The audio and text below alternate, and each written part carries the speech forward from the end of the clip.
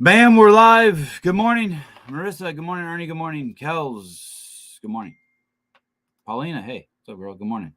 Congrats on the Colton beans over at Paper Street Coffee. Great work. Very cool with the t-shirt and all. It's dope.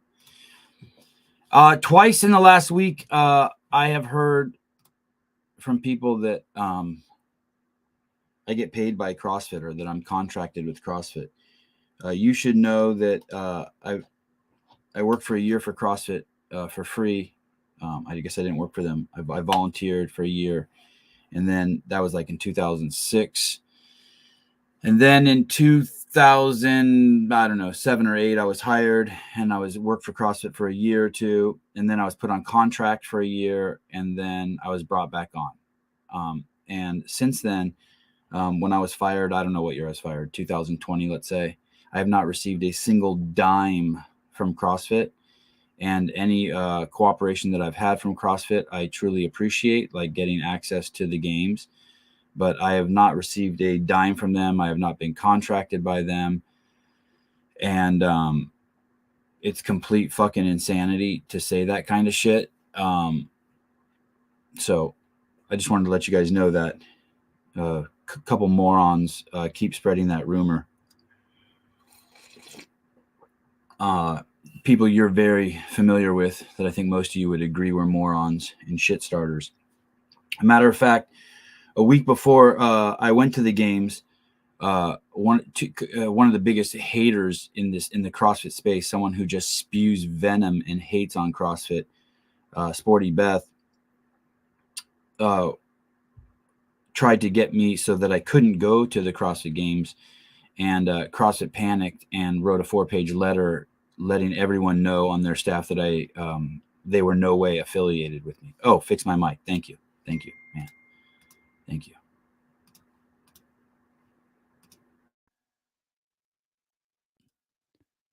That shit's pretty annoying when people say that I work for them or I've taken a dime from them when I clearly have not taken a dime from them. Not even close. Not even close. It's cool that Dave comes on. It's cool that if I want, I have access. I could text Don. I don't. You know, if I text something to him, very rare. It's cool that I have. I don't know. I know people. I know Karen Thompson. I know she got a contract with them to help them with their health conference. I know Kevin Ogar. I had him on yesterday. Should they pay me? Fuck Kevin Ogar. Should they pay me? Yeah, absolutely. I'm the loudest voice in the space, and I push their message more than anyone. But there was a lesson to be learned from Kevin Ogar. He comes up a lot. I love Kevin. I consider him a friend. Yeah, he had very nice things to say about you also. Yeah, he appreciates what you've done for the world. Yeah, and this is understatement in saying that I encouraged his litigation. Oh, with the event organizers where he got injured. And that potentially and eventually did catch me up, from which I got excused, and so it wasn't entirely a selfish or nasty act. Maybe had some of those flavors, but I encouraged it because it was the right thing to do. And what I'm wondering here, as we talk about Kevin, because he's famous in our community, I wonder how many people know the lesson of Kevin Ogar. You guys are smart. I mean, like, what was it? What's the takeaway? Don't put plates behind your lifting platform. Yeah, there you go. Yeah, and you know what's funny too? If I had to make a list, you feel so good, Caleb. You got that right. Good job, Caleb. You know, feel proud. But I tell you what, I was sitting here thinking of all the fuckers I know that like to talk about Kevin Ogar. Caleb's probably one of 1,000 that know that. That know that, because I tell you what, I had to spend money to get it demonstrated clearly that the collection and inventory behind the lifter was the cause of the injury. Oh yeah, I forgot about that. Will you tell that story? I forgot about that. I just did, and it wasn't cheap. It wasn't so you cheap, had but it was obvious to me, even though the original footage that I saw didn't give enough. It was clear to me that bar was leaving, then coming. Basically, the way that the accident was described and the way the footage was presented didn't show it accurately. It was misleading. From what happened to Kevin, there was no lesson for him to learn. For organizers of those events, all the lessons on God's earth. He did everything right. His dump was perfect. It was a good bailout. It was free and clear of him. It hit the inventory and came back.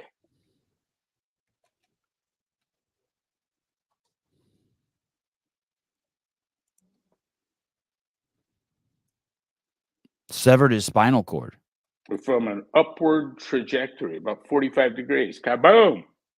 After a full bounce off the inventory. That's wild. And the compelling evidence for that was the trajectory of the inventory. What made those plates take off?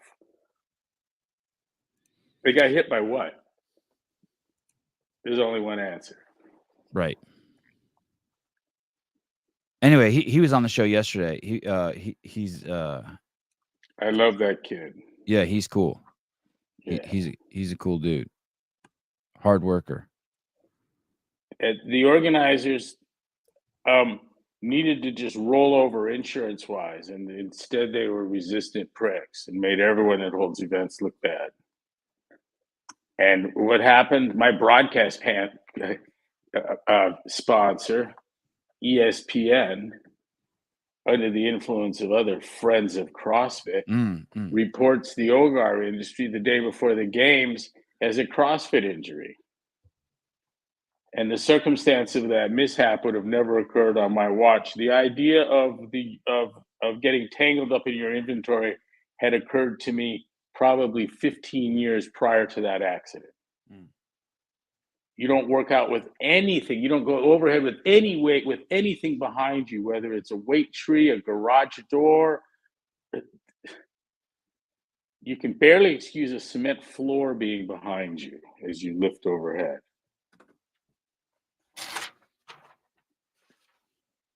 Much less a dumbbell or a bicycle.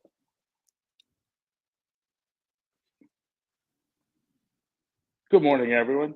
Hey, good morning, dude. Hey, Greg. Greg, do you remember this? Practical advice, a little history. It's all right here, guys. Yeah. Do you remember when there was this statistic we came across? I don't remember the year it was, but that basically, I think we were around 7,000 gyms, and there were 7,000 diabetes centers in the United States also, and they were opening at the same click, like every 2 minutes and 40 seconds there was or every 2 hours there was a gym opening, and every 2 hours there was a not diabetes center opening. It's dialysis centers. Sorry. It's 7,500. Let me tell the story. It's Please. 7,500. We were neck and neck with dialysis centers, and so I got this dialysis finder app and put it on fucking full-blown save your life mode, so it would beep and buzz and shit. My phone would when I drive Highwood. Yeah. And we're at LAX, and it's going off. There's two there. There's two dialysis centers at LAX at the airport. And what is a dialysis center? You go in there and they switch your. It's a place. It's a place where all your blood's removed and replaced with your blood minus some of what you need and a lot of what you don't need. So it's for people who are insulin resistant, who they've eaten too much sugar. No. It's for ESRD5s, people that don't have kidney function. And so it's a man-made Nobel Prize winning, I think it's Hughes Medical Research Institute, apparatus that changes your blood. And it takes something like some crazy, I wouldn't even do it, like someone will call it, but an enormous amount of pure water for you to go through a 2 or 3 hour treatment. We got to see behind the scenes in the dialysis center, and here's what goes on in the back room, and it's a fate. It's a fate worse than death. And this is for people that are end stage renal disease 5. That's it. You're dead. There's an ESRD4, and you're terminal there. Those people are walking dead. But 5, that's the other side of life. And centers that do that are as numerous as CrossFit gyms. And so we put word out, hey, let's find a CrossFit gym that's in the same shopping as a dialysis center. And boom, we did several. And Can you pull the sure photo enough, up, Caleb? of what? Did we run that picture? Someone sent me this morning. This is in Australia. Diabetes Australia next to Ultra CrossFit. There's a dialysis Yeah, center. but I don't know that that's a dialysis center. Good enough for me. I just thought it was a funny photo. Isn't all what they got. I mean, a lot of it's metabolic disease, but there's other kind of fancier paths. Once you start using that service from a dialysis center, you have like a 5-year survival rate, right?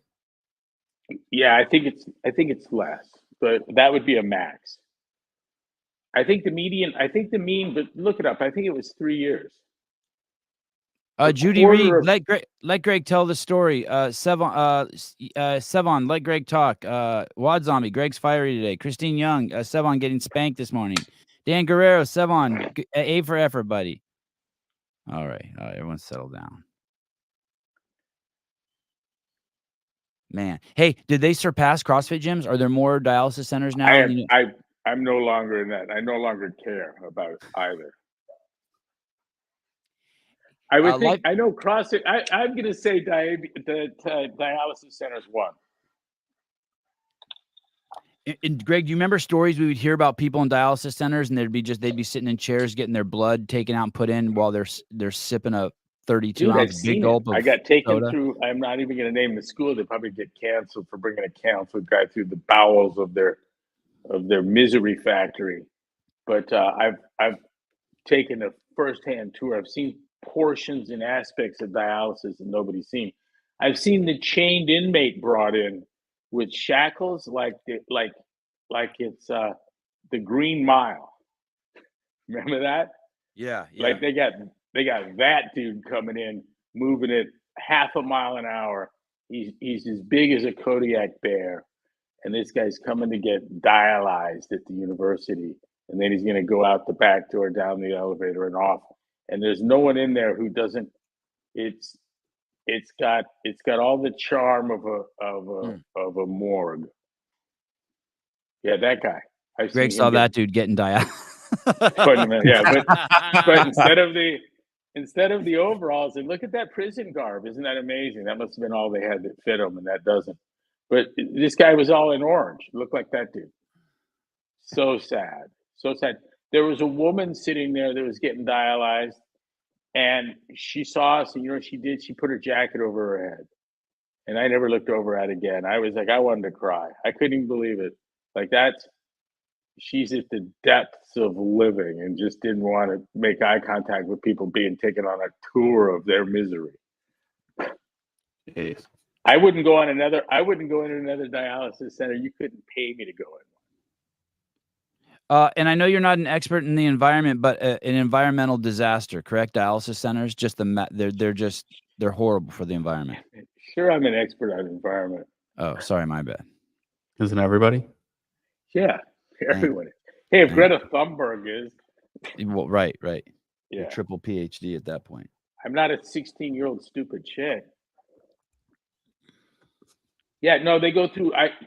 Someone look it up. How much water is used? They told me, and I was absolutely amazed at the amount of pure water that just goes down the drain in the course of one session. You found it already, Caleb? This is like a gross estimate for like everything. Global annual water use for dialysis is 265 million, whatever that measurement is. Cubic meters. Yeah, cubic meters a year. There you go. 2/3 of the water is represented by reverse osmosis. Rejected water. Now, now, brother, look up the volume of of a small lake. Jan Clark, 265. That's a lot of bonjour. water. Bonjour, les garçons gays. I think this guy called us gay. By the way, someone posted in there that the Red Cross is asking about your vaccination status when you give blood. I looked into that and they said it was the fact checker said it's not true. The volume of water in a lake is usually expressed in acre feet. 1 acre foot contains 325,000 gallons. 32 million gallons.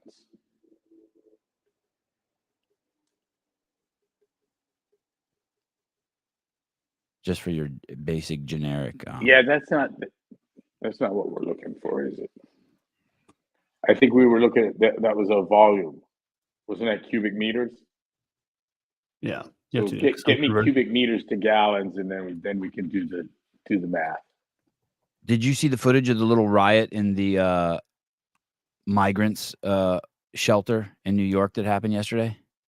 In a gym. Oh, was that a gymnasium? Yeah, a gymnasium with cops everywhere. Yeah, this black cop lady got hit with a backpack. Flying backpack hits her in the head in the beginning of the video, bounces off her head. Hey, Can you imagine what would happen to you if you I did that? I think the statute says, "Bring us your huddled masses," doesn't it? Yeah. Right? Sorry, Matt. Yeah. Sorry, Matt. You're right. Illegal aliens. My bad. Let me put something into my perspective. If we had law enforcement that generally and everywhere would stomp your dick into the dirt and throw you in the clink for misbehavior, wouldn't this problem be very different? Wouldn't it be a natural filter to the people coming in? I mean, the NYPD of old, the people that were rude in the shelter, dude, you'd be swallowing your teeth in at Rikers. A fate worse than Colombia or wherever the fuck you came from. But the overwhelming majority of those people are significant contributors to our way of life. I don't know how we got a generation. We got a generation of folks that aren't having babies, and that's going to spell great trouble for them in their later years. For those that aren't having the babies, and the few kids that they have, their lives will be shit. That's what happens when you let your population bottleneck, and it happens very, very quickly. Like Idiocracy, where all the dumb people have like 20 kids and all the smart people have no kids. Yeah. But on average, it's ZPG. So you have a generation that all of a sudden there isn't the wherewithal, the network, the structure to take care of them. Imagine an end to Social Security. It comes immediately upon a generation that says, we don't need kids. You're like, you ain't getting any. We reported a story a couple weeks ago, and you see that? You see that? Yeah. I mean, this is something that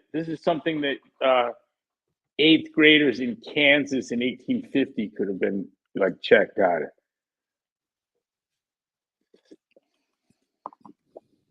And were it not for the flow of illegals into this country, we would be much more vulnerable to that than we are. That's the truth of it. More vulnerable? Yes, this generation that isn't having kids is another time bomb. They also don't have savings accounts, and they're not homeowners. Like I don't know if you know, but there's a generation that has basically self-inflicted poverty and misery for themselves and subsequent generations. They're also very, very, very left-leaning. You mean the people that are like? Go ahead, Caleb. Do you mean the people that are like renting homes or apartments? That kind of thing. They're not spending it on homes, and they might be in same-sex arrangements, right? They're LGBTQ, childless, no less savings than any generation ever. What else? pension-free, living worthless paycheck to worthless paycheck, dependent on the stimulus, but they got their fucking masks on. Yeah, the least healthy generation also. Good luck to them. Hey, what do you mean self-inflicted? What self-inflicted? What do you mean by that? Well, their liberalism is a self-inflicted vow of poverty, Oh, and it's supported every misstep they've made. All the substitutions that they've adopted to just not be like mommy, the interdependency they have with their parents. Like my buddy who becomes Zen Buddhist because his mother's Baptist and she drives a Cadillac, so he's got a hybrid car, right? She's a Republican, so he's a Democrat. And on Easter Sunday, when she's serving ham, his kids want to know if they can't please have dead pig, and Dad says no. And that interdependence, the view that I don't have because I'm not rapacious and didn't take, that those that have are successful due to their guilt. All of that is the heart and soul of being a liberal, and it's also fundamentally a vow of poverty. It's easier to be Jay-Z and pretend to be liberal than it is to really believe that shit and ever have a fucking thing or accomplish anything for anyone, including yourself or others. Tank Reeves. Someone ought to send $2 for that shit. Yeah, I know a lot of right people that are renting and can't afford to buy a home. You know, there's this notion when you'll say stuff like, "Yeah, man, there's a lot of pedophilia coming from the left," and people will be like, "Well, there's tons of pedophilia in the church too." The difference is the church isn't trying to normalize it.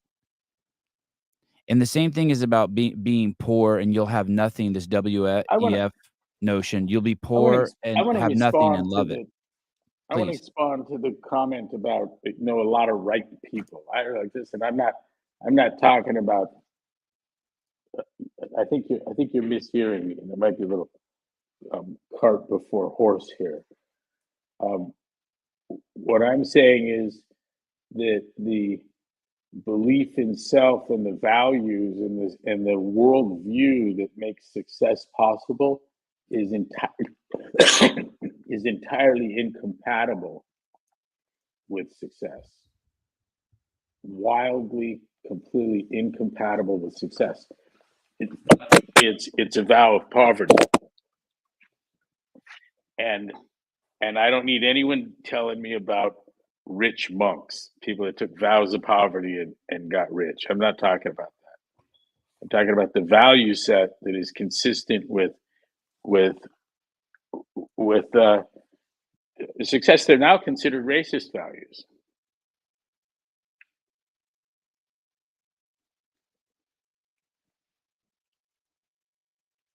A vow of poverty and victimhood and all that stuff.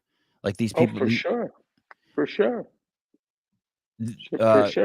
The example of the woman getting raped, but then saying that she doesn't want to prosecute the guy because she can afford the therapy to help her with that, and the guy who raped her, he wasn't privileged like she was, so it's not his fault. There's a vow of some insanity. The foolishness of attributing general capacities, character traits, and abilities on individuals based on their color, where the motivation or impetus for discrepancy is someone else's dislike or feelings about you. To lay that in front of someone is incapacitating. And so if you're raising Jews or black kids or whatever, tell them from birth that the world hates them, that they have no chance, that the world's stacked against them, and you make the challenges, which are enormous, inordinate, of developing normally and grabbing the world by its ass and shaking it and finding success that looks like helping people and not having to live in mom and dad's basement when you're 40, right? Being able to afford, have children and send them to decent schools and put a little fence around your property where you're safe from whatever is around you. Those things. It's basics. This has been going on for a long time.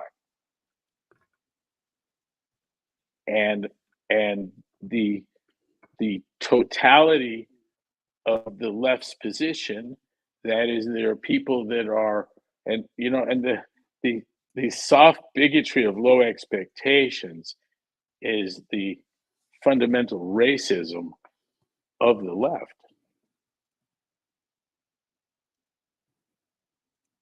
Have you been following the Kansas City shooting? As much as there is to follow, it's pretty straightforward, isn't it? Right. But just how they revelers had a dispute and settled it with gun violence. Right. But they wouldn't. They had pictures of the people from day one, and they refused to show the pictures. Whereas Kyle Rittenhouse was just exposed right away. It's still very difficult to find the pictures of the people. They got 4 people in custody, 2 adults. You know what? If it was a flea market, it wouldn't have made the news anywhere. Right, right. But it was the Chiefs, and Taylor Swift was there, and she scored a bunch of touchdowns, and so everyone's really excited. Right. And people disrupted that, sadly, were black, because that diminishes the story. If it had been white people, had it been Christians, it would have been a much, much bigger story. Right. Yeah, Vittorio, played out. Vittorio, it happens every night in Chicago. Yeah, That's right. The thing is, it's happening right. 2 people are getting shot right now somewhere in the United States. That's right. Yeah. No, what matters is Travis Kelce, the Chiefs, Taylor Swift, and what do you mean? Some people were shot? That's fucked up. Fuck that scene up. Mama died. A lady with kids died. Got shot. Unarmed lady with kids. And happier. Can you imagine going down there? No. And bringing your kids? No.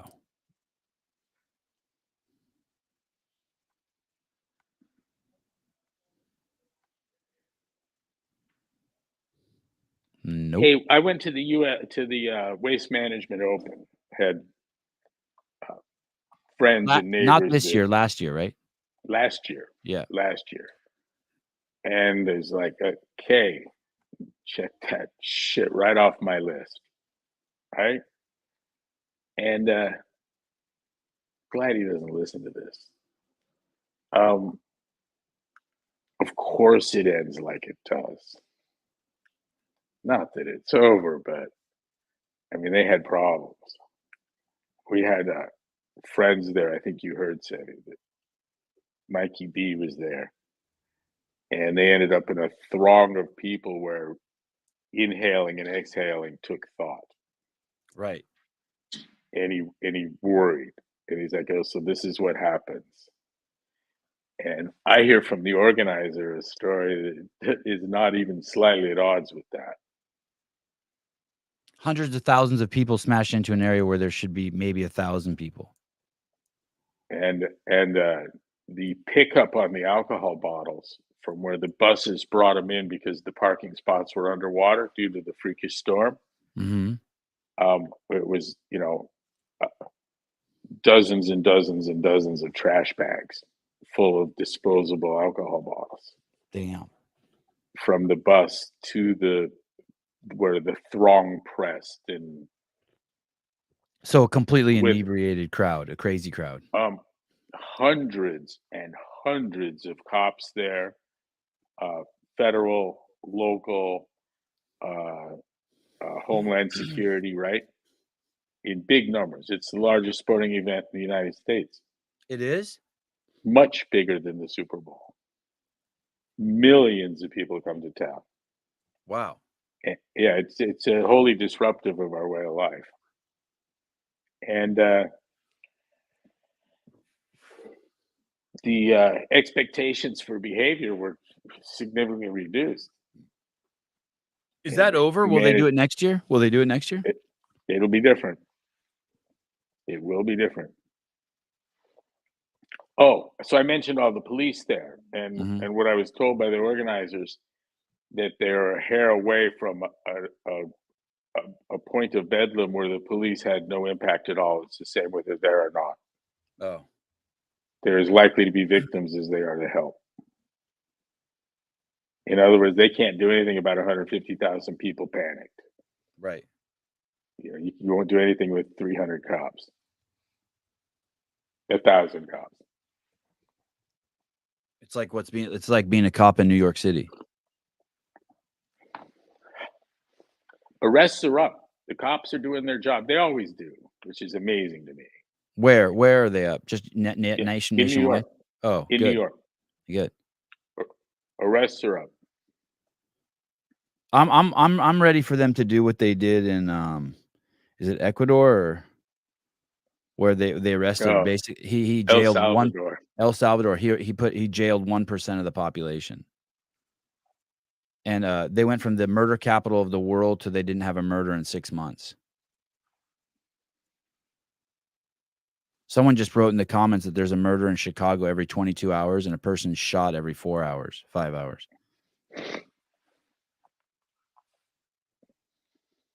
Crazy. Hey, that story that broke a few weeks ago where they were going to give away 53. That's one of the guys, right? From Kansas. Yeah. Yeah. That's the only. Yeah, that's him. The other one I can't find his mugshot. Yeah, you have to find videos of the cops arresting them to see the guys. That story that we talked about a couple months ago, or maybe a month ago, where the Mayor Adams, the city of New York, was going to give away $53 million in debit cards. Well, the story has changed. This is crazy. Ready for this? It's not that they're going to give away $53 million in debit cards. It's that the company they contracted with is a $53 million contract to just make and hand out the debit cards. But the actual amount that's going to be given out in debit cards has no limit and could go into the billions. I see. Oh, wow. What a twist, right? Earlier this month, the Post. Yeah, go ahead. What a twist. And the economy that creates is larger and hidden. It's like the fantasy sports dwarfs the NFL's receipts, right? Did you know that? The NFL used that in their when it went to the Supreme Court that, hey, that's our money. And the Supremes ruled, nah, actually it's not.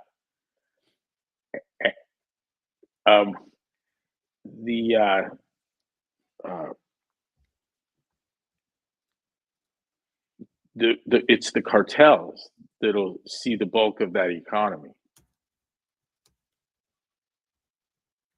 Oh, that money, the cartels will get the money from New York State. No, there's a global economy created by in New York promising this unended largesse that reaches word in El Salvador. And how am I going to get up there? And the cartels, that's what we do. Oh, right.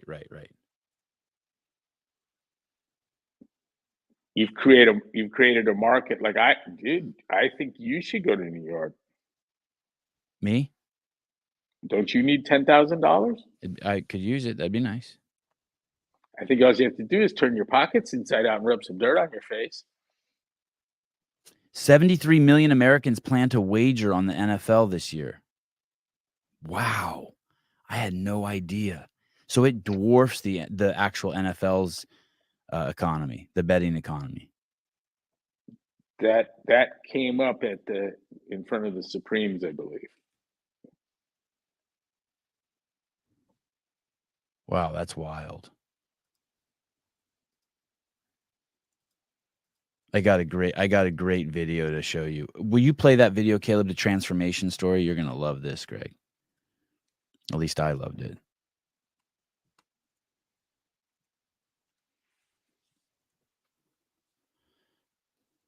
Here we go. It's dangerous as fuck right now. I don't know if you guys can see. I have a couple scars on my face. I got mugged like a month and a half ago. That's why I'm saying it's dangerous. Like, it's genuinely dangerous. That shit sucks. But what I will say about it is, like, it changes your life. Like, when I got mugged, I woke up, I was bleeding, I was concussed, and I woke up 100% Republican. Like, yeah. That shit'll change your life. I'll tell you right now. I woke up like we're putting Trump back in office, right? Like, where's Daddy, dude? Bring Giuliani back. How about that? The city is not safe, dude. We either get Batman or Trump, and y'all gotta fucking figure it out. Now, nearly they. It's true. Yeah, it's true, right? You just need to get mugged. If you're not a Republican yet, you need to get mugged. Send that to me, would you? In a text. Absolutely. Hey, did you like either of the videos I sent you? Oh my God, the purge one is crazy. Crump, who solved it's the bottom one, Caleb. Go ahead and pull that article up. That article is amazing. Do you want There's a lot there. Yeah. Let me just pull up the video of him saying it. Sure, yeah. I didn't even watch the video. I just caught on. Man, this is wild shit. This is Reverend Al Sharpton speaking with another activist who's an attorney, Ben Crump. This is unbelievable here. We can get rid of all the crime in America overnight, just like that.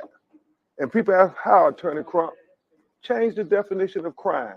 Of course, if you get to define what conduct is going to be made criminal, you can predict who the criminal is going to be. It sounds like we're criminal, though. Yeah. Our existence is criminal. But they made the laws. They make the law to criminalize our culture, to fit us. Black culture.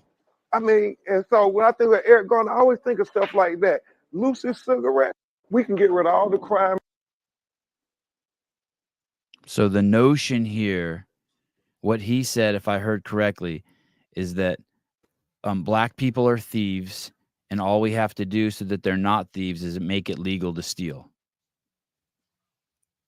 I'm going to accept it around drugs and maybe even the Biden-esque excessive sentences attached to behaviors, that there was some motivation for because of the preponderance of blacks it would affect. I believe that. The people I see on the internet, Greg, dying from drugs are white people. And the people I see stealing in the stores on the internet are black people. I'm not saying that the internet's right, but white people seem to be dying from all the fentanyl. I haven't seen one black person on these videos dying of fentanyl. The problem I have with it is fixing a problem by changing a definition. Yeah, right. That's my problem. The problem I have with black crime isn't weed, it's shooting at each other. Right. And the problem I have is even with arrests up, types of crimes like the smash and grabs going unsolved, unreported, untreated, but we all get to watch them on TV. That's where I see society failing. But look, to get you to think about it, why don't we apply this disease? You give me a disease you don't like, and then I'm going to give you a list of symptoms I remove from the definition, and you no longer have it. You're cured. Right.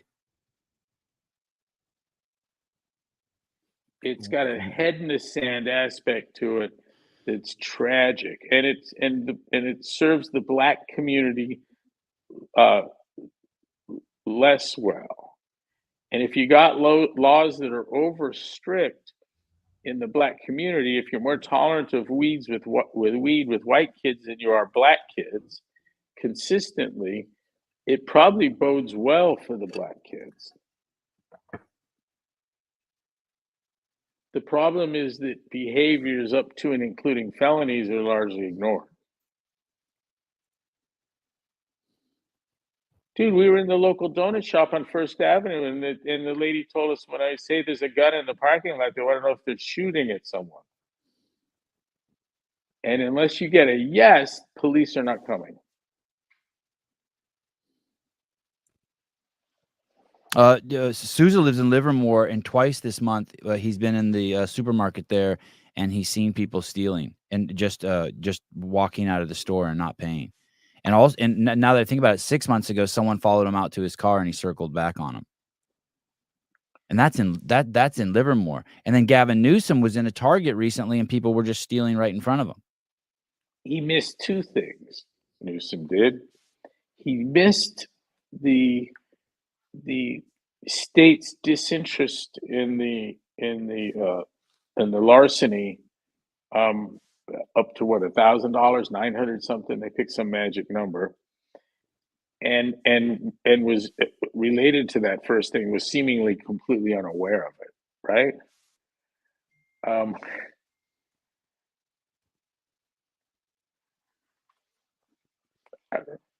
You can go on and on. It's not worth it.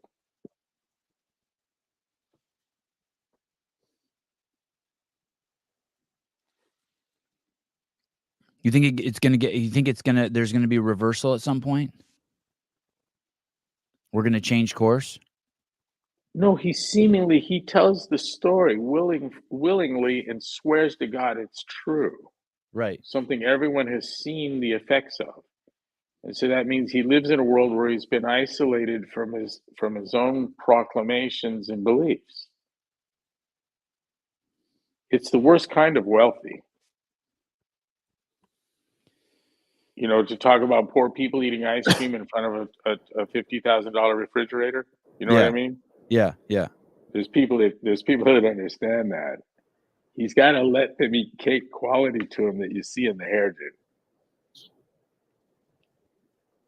Dude, we're all locked down, and he's going out to eat in fancy restaurants that are supposed to be closed. With pharmaceutical reps.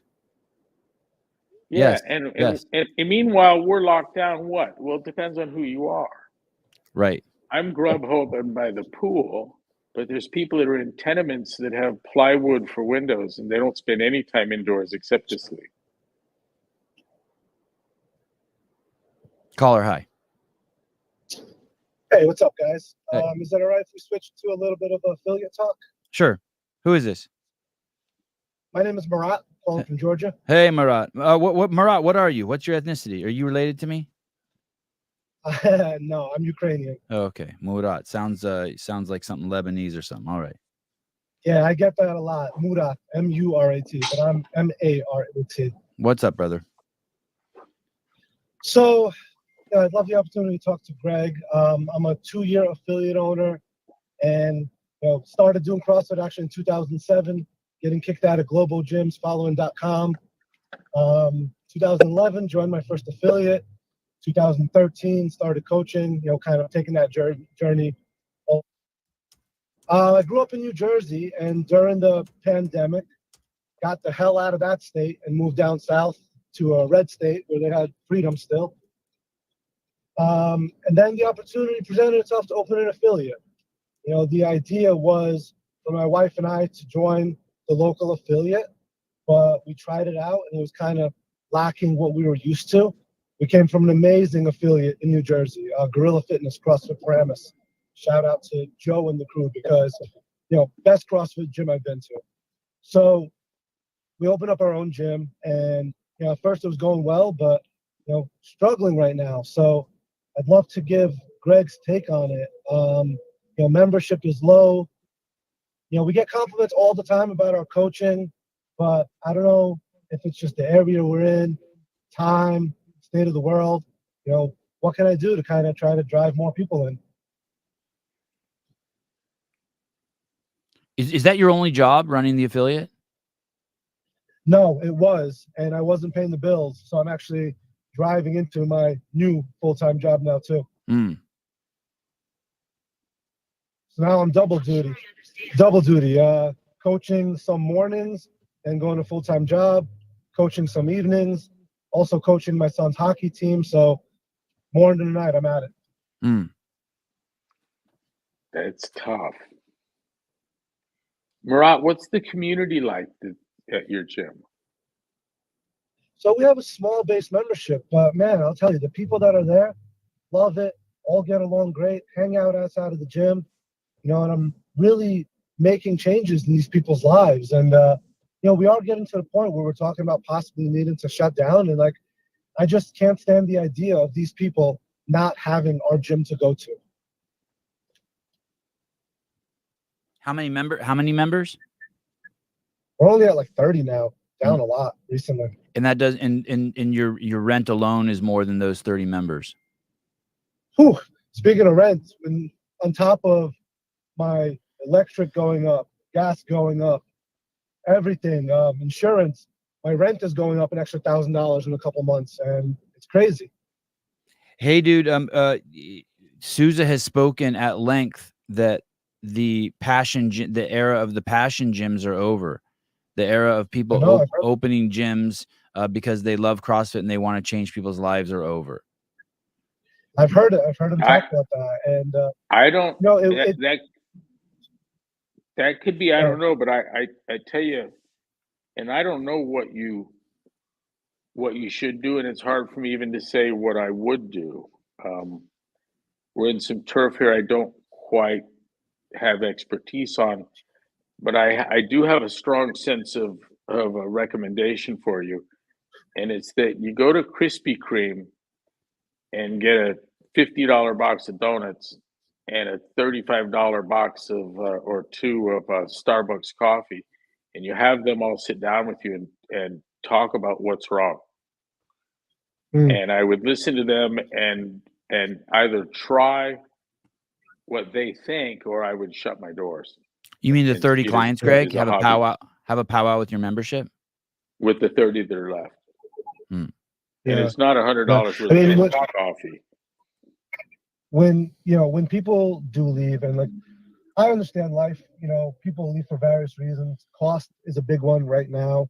I understand. People moving, and I get it. Yeah, I understand that. I'm not upset about that with them, because you go to the grocery store, you can't walk out without spending like $300. It's insane right now. So, when times are tough, I understand. Almost $200 gym membership is the first thing to go. Aside from the things, Murat, aside from the things that are Biden's fault, we need to make sure that that somehow there's something in your culture or from you that's contributing, and the 30 that are left may have a sense of that. And I would just want to hear them out on the very serious subject of, are we going to be here come summertime? We need to sit and talk about it. Maybe a different structure is required, where there's a membership fees and people that sit on the plank holders list that pays some rent for a while. But I don't think you have an obligation to lose money to something trying to help any number of people, whether it's 35 or 150. Yeah, I agree with you. I'm not one to blame what's going on around. I always try to look internally and see what I could do to fix it. And people that leave, we ask them about what do you think of the coaching program and cleanliness of the gym, all that things. I'd say 90% always so positive. That's why I have a hard time even thinking what can we do better? We try to do some more community events. We have the Open coming up. The Open last year was great for us. I'm hoping that kind of sparks things again.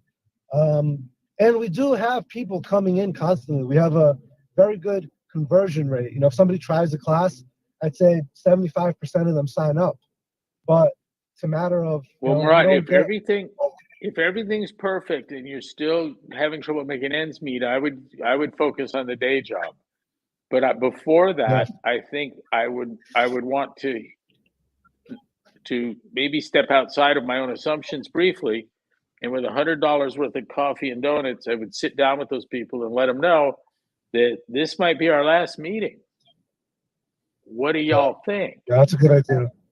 And if I didn't get insights or encouragement out of that, that's what it would be. It would be the last meeting.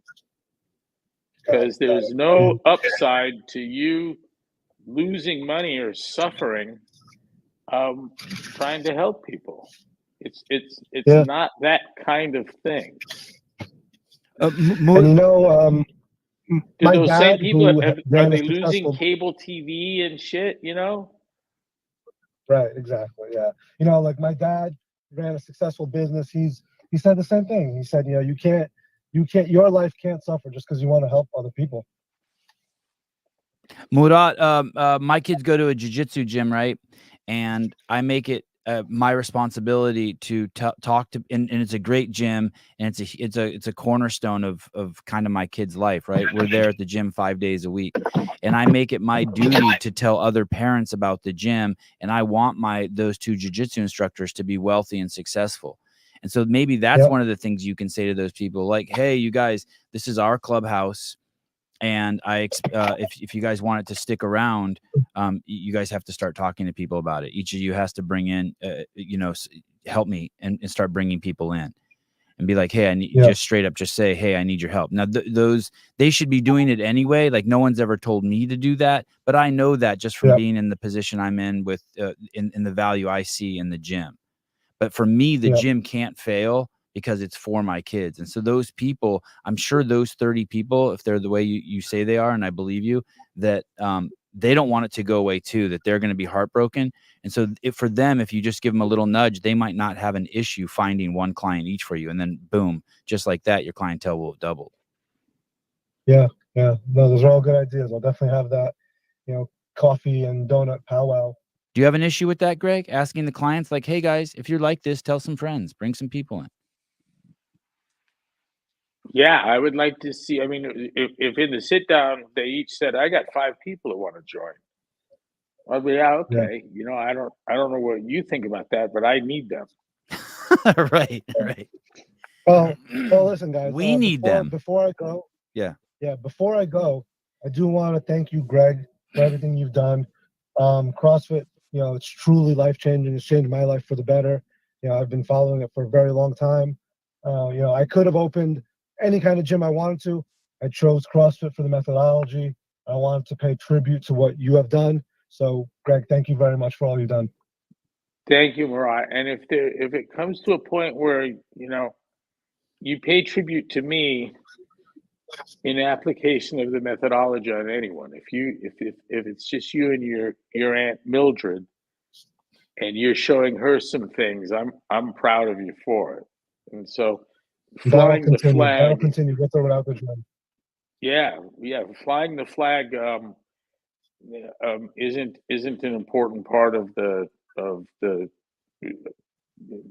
having some thanks in my direction. Yeah. And I thank you for making my life's work real, giving it, bringing it to expression. Yeah, you're welcome, sir. Absolutely. Hey, Murat, stay in touch. Good luck. Murat, have you read any of Two Brain Businesses books or looked at any of Chris Cooper's stuff? I actually worked with them for a little bit after he was on your podcast the first time. Okay, great. It just didn't work out for me. Like everything that we tried to do, it just didn't work. So we kind of split off. All right, cool. All right. But good condition. Hey, how far? Thanks so Murat, much. I'm not trying to find out where you are in any precise sense, but how far are you from? How far is your gym from, say, a Walmart? Maybe 15 minutes. How many miles is that? Like 5. How far are you from a Costco? About same distance. How many high schools serve your immediate area? Immediate area, I think 2. Okay. And the high schools are packed. They're overcrowded. Yeah. So there's just trying to get I get what you're I get what you're asking. End of the day, it might not have been the very, very best area to open a gym in, but it is up and coming. They're building a ton around, a lot of new communities. It's just kind of going slower than I would have hoped. Yeah, and how long have you been in town? 2.5 years. gym 2 years. And what's the commercial facilities that you think are in the area for your sense of the area? What's there? So there's a lot here. Being in the South, there's a lot of fast food. Okay, yeah. No, I So was there's a LA Fitness. Is there Anytime Fitness? There's a Anytime Fitness 5 minutes away. There's the next closest CrossFit gym is about 15 minutes from us. But then if you go like 20 minutes from us, there's a pocket of a bunch of affiliates. There's a lot around, but the culture down here is very much fast food and beer. I'm trying to change that one person at a time, but it's tough. Are you having fun while you're coaching? Oh, I love coaching. The hour I get with those people, I absolutely love it. I've been getting up. I got one last question, and I've I been gotta getting let up. you go. Yeah. How often is there laughter? Every class. All right. Yeah, you need some donuts and coffee and have a powwow. Murad, Matt Schindeldecker also made a comment. Sevi, maybe we can help him start one of our general probation programs. Matt has a very successful program he's running that does generate quite a bit of revenue for gyms if you can get it up and going in regards to bringing kids in. Instead of them going to juvenile hall, they come to his gym. And I like that. That it's an incredible program, and it's on fire in Ohio. It is truly on fire in Ohio. Can you have him put his email address in the comments, and then I'll go back and watch and email him? Okay, cool. Matt, will you put your email in the comments so Murat can contact you? All right, cool. Thanks, dude. Hey, thanks for calling. so much. Yep. You guys have a great day. Yep. Bye. Bye. Bye, Murat. Good luck. Braylon Tender, fitness competitor, $1.99. Men's Testosterone Empowerment Summit coming. Great. Thank you, Braylon. What is it? Is that a real thing? No, this guy, he's up and coming games athlete. He's trying to coach the best. He is whenever we're not being funny, he helps us out. He's on my payroll. Braylon, a high testosterone man is the greatest gift you can give a woman. There you go. See, you're a good dude. Because of the shrunken balls? Or the hair loss? I'm very real, brother. You'll see me in the podium in 2025. I understand. Thank you. Thank you. You're the next big thing, buddy. And I appreciate your viewership. Thank you very much. Caleb, could you play this a video that says police? I really enjoyed this one too. I love videos like this, not only because of the misdirection, but it's how every human being should be. This guy's awesome. Here we go. I pulled over 3 a.m. country towns and still got respect. Mm-hmm. I cut all my lights on, put my keys in my fucking ID on top of the window and cross my arms and roll every window down. Yeah, I do the same thing. You know why? Not because I'm black. Because I got enough respect for your job. I don't know what the fuck you deal with every day. Mm-hmm. You all listen to dispatches of rape, killing, stealing, all this shit every day. So from my knowledge, you just as gangsters, if not worse than a guy on the streets. You actually need to get mental evaluations, everyone. Because you think life is full of corruption because that's all you work in. So I actually can sympathize with you. So let me help you out. Yeah. Yeah. And I've always been like this. When I was younger, police sit me down, get my ID, I give them my social security number. Back then, they're like, damn, like, yeah, nigga, I'm not hot at. Yeah. So at least out of this group, I'm not your threat. And then how do cops treat you when you do that? Way different. Yeah, I'm pulled over 3 a.m, country town. The only people getting shot are the people resisting arrest. Send that to me. Yeah. 27 shows, and Greg's never asked for one of my clips. Now I got 2. No, I'm I 2-0. did earlier. So another one. I know. Today. Something else 2 today. Yeah. I'm 2-0 today. Oh, I love it. I think there are more black people like that than not. Of course. You just don't see them on MSNBC. A black person afraid of their neighbors isn't worthy of a TV show. a black person that hates the cops is. Right. Hey, dude, that's just common sense. There's dudes in our society who we pay taxes to, who cruise around with guns, who look for threats. Avoid those guys. Be cool to those guys. If you listen to a black cop talk to you, and I do. I have a close friend and neighbor who's a black cop.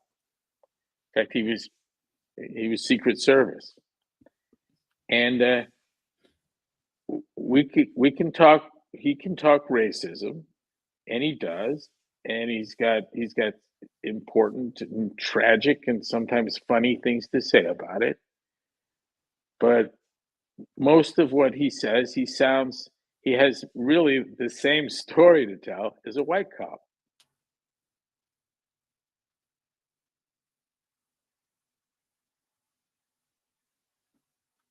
It's not a different story.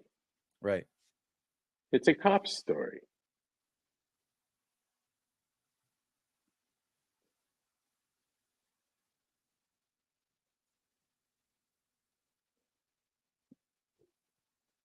A white cop doesn't enjoy working in a black neighborhood. A black cop doesn't like working in a black neighborhood. A black neighborhood makes a black cop cry and want to get out. The white cop just wants to get out. There's your difference. Mm.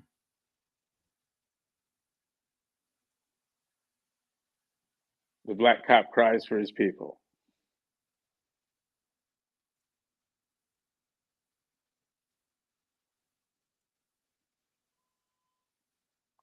God, that's good.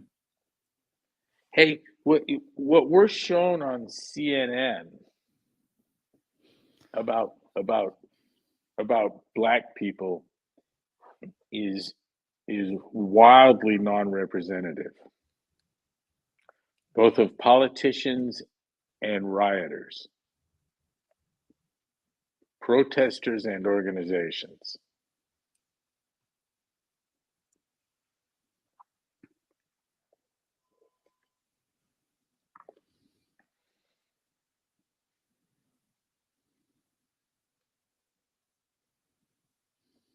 That's a wrap. There's a moment of silence on that shit.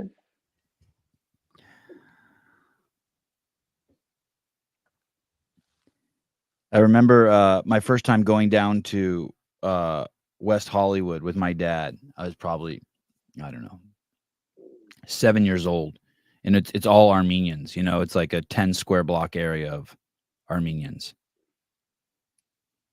And I remember tripping on. It was my first time kind of like seeing the culture of my people, right? And it was so different than the way I was brought up. Just even the whole LA culture was so different than the way I was brought up. But it was not the way I would want to live. Let's put it that way. Granted, they were a shitload of immigrants, so that they were poor, but even the first night my dad parked his van in an all Armenian neighborhood, I was sleeping in the van and someone tried to break into it. And I remember I remember that feeling. Like I was first I was sad to be Armenian for a second, or I was sad that Armenians were like that. But I had never been around any other Armenians, you know what I mean, besides my family.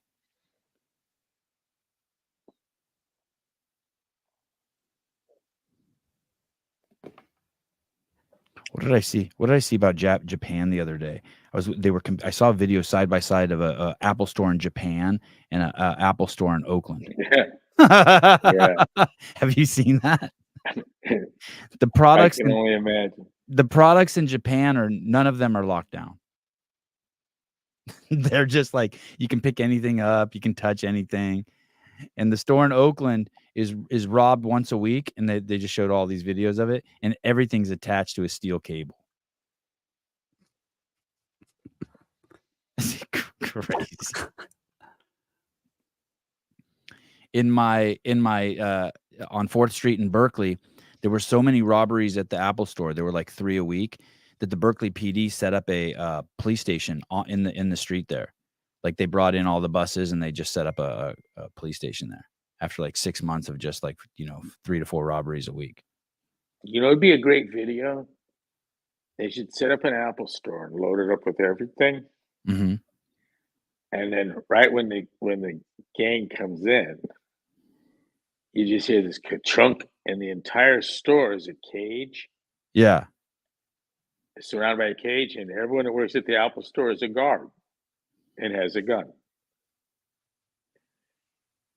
You turn it into a jail right then. I was thinking you just open another door and let a lion in there.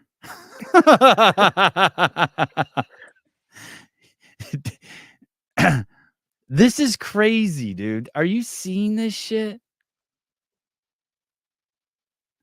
And there's a cop car out front. Look at that shit. OPD out front. Oh my God, I know exactly where that is. That's right by where I used to live. Holy shit. I don't think that's not the I don't even know if that's in Oakland. I think What's that's he in doing? Emeryville. I don't understand what that motion was. He didn't put all those phones in his pants. He's ripping the cables. Yeah, he is. He did put them all in his pants. So Yep. he's doing 4 at a time. Oh, You what can was see that? him Where was that? hanging out of his legs at the end, like his pant legs. They're like stuck at the bottom of his pant legs right there. Man. All right. I mean, can't they track those phones? They probably don't even have SIM cards in them. They're just factory iPhones. Yeah, but when we activate a phone, there's shit that's needed that's not SIM. Hey, that guy back There's there. Go ahead. Say that again. Oh yeah, not SIM. Yeah, right. There's a shit ton of numbers that are sitting on a deactivated phone that you give along with the numbers that contain the SIM. No? Oh, yeah. They've got like the serial number and whatever. Like No, basically like there's a all this. phone. I don't know, this EID and what is that? There was there's numbers on the box. right. When you buy a phone that isn't tethered, isn't whatever they call it. I got one over here, and it needs a carrier, and it has shit on the side that the carrier is going to want. In fact, they all got internal SIMs now. Yeah, they could track. The new guy- I think Apple can track any of their products. Hey, did you ever see the video of the shipping container that went overboard on a boat? And it was full of iPhones and it's floating in the sea, and the guys pull up next to it and they use a saw and they cut it open. They don't know what's in it. And it's in the middle of like just, like the Indian Ocean. And it's a bunch of just like. And they got them? Dude. And the guys can't even believe it. And they start taking iPhones out of it, and you're just seeing iPhones just pouring into the ocean. It's fucking. Why'd they let them out? Because they didn't know what was in the container. It's just some guys like who look like they're malnourished at sea, and they pull. Yeah, these guys. This shit's crazy. Look at. They cut open the side, and then look at. They got like $1 billion in cell phones. It looks like. Look at them. Send that to me too. Look at them just pouring out into the Indian Ocean. Look at them. Where are they pouring out? Just into the ocean. Just iPhones drowned in the ocean. Them on their boat? They're trying to. Yeah, they're trying to grab them. They're trying to, but they're just. Are these special needs pirates? I don't think these are pirates. I think these are just dudes who just like, hey, let's see what's in this box. They're like, oh, there's a floating shipping container. Let's see. Yeah, out at sea. They're already waterlogged. I don't know. Those are waterproof. They're probably good for. You could probably scoop those up with a net and use them. This was another great video. Do you remember this one? Thousands of people showed. They said that they were giving. Don't they know they need a bigger hole? They actually show in the video. Some video they actually show them cutting the hole open. They're just minutes away from sending a dude in there. Oh, right, and yeah. This was a great video too. This was an old video. I want to say it was from the 80s. It was a video of they told people you could get free NFL tickets, and people showed up, like 1,000 people showed up, and then they were just taking them all to jail. God, that was amazing. They call you into a room and then they're like, oh, we have a warrant for your arrest, and you don't get any free NFL tickets. They just arrest you. It's better than an Amazon scam. That's great. Yeah, 1985. That's when that was. They probably couldn't, for some reason, that shit you couldn't do that shit today, I bet. Yeah, isn't that like entrapment or something? The Department of Defense has been spying on Tucker Carlson. Let that sink in. The military is spying on American citizens, and now they want to let illegal aliens into the military. What do you mean they're spying on Tucker Carlson? Yeah, I think they admitted it to him, right? They were reading his text messages.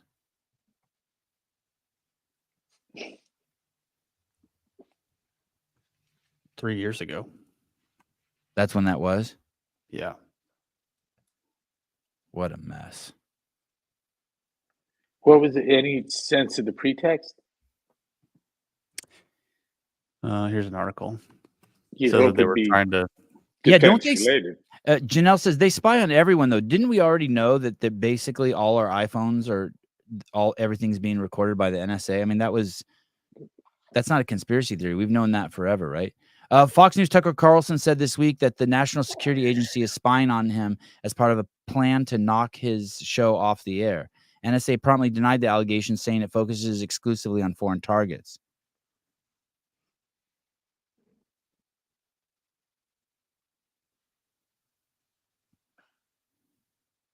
So how old is this? 3 years ago. From when he was on the air? When he was on Fox, yeah. I think it's widely known that every single phone call you make and everything is being recorded. Not that people are listening to it, but that it's all being harvested. Which allows them to say stuff to 22-year-old New York Times female reporters that they just don't hear it. Explain. I'm not following you. We haven't bugged. You just pick anyone, anyone that you could possibly. We haven't bugged their phone. We're not listening to their calls. There's no wiretap. You just go on and on and on. But we do have the phone call. Oh, right. Oh, right. There was no wiretap. Nobody was bugged. There's no warrant, but we have the call. And here's the deal. There is no call they do not have. Right. And so your FISA warrant, you get to pick a start date. I'll take 1997. Right.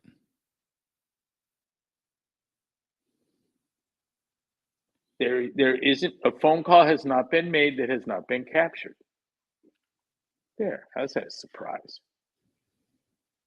Tucker said they read his Putin trip plans that only would have been revealed in his encrypted conversation on Signal app. Come on. Putin knew his fucking trip plans.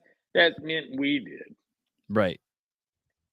Putin's not able to secretly communicate with his people, with his defense staff. Whatever line that is between he and his generals, we're on it too. Yeah, it was. It doesn't matter. He doesn't. There's nothing in his world, his imagination, in a likely scenario that looks like his military engaging ours. That's as likely to happen as I am to meet Tyson at the 7-Eleven and kick the living shit out of him. Mike Tyson? Yeah. Yeah. Mike Tyson knows it wouldn't happen. I know it wouldn't happen, and everyone in the world knows it wouldn't happen. And this is the conflict between the U.S. and Russia. There's only one type of conflict that can even be imagined by anyone to look like anything other than a one-sided mess, and that's nuclear, and that would be a one-sided mess. And guess who knows that better than anyone? Crazy or not, fucking Putin. Dude, he's getting his ass kicked by Ukrainian crap. There is no NATO country that couldn't kill everything he owns in about 90 minutes time. Every fucking tank, everything, it all goes. That 40-mile long column of fucking armored vehicles and tanks, that's an hour at best.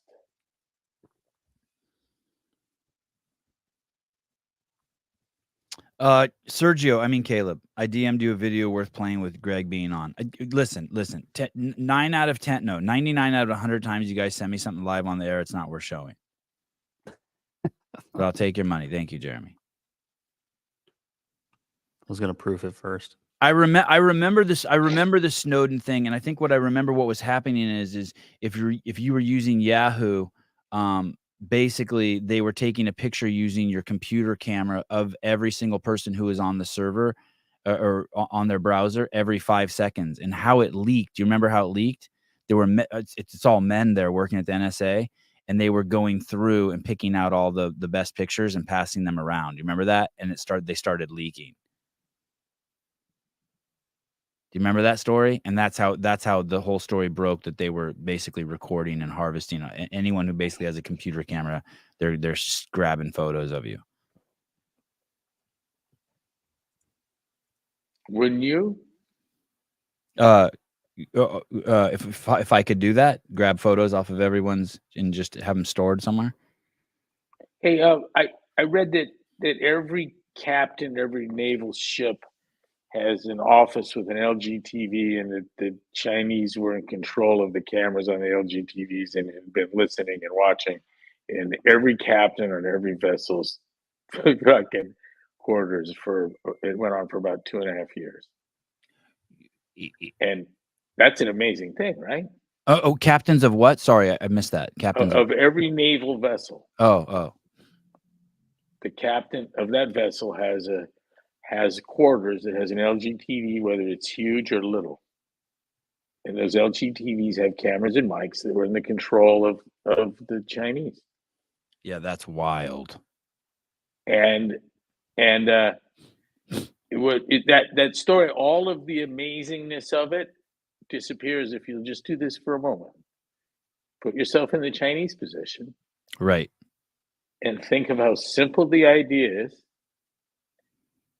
and how easy it must have been to execute, and how, of course, the whole fucking thing is.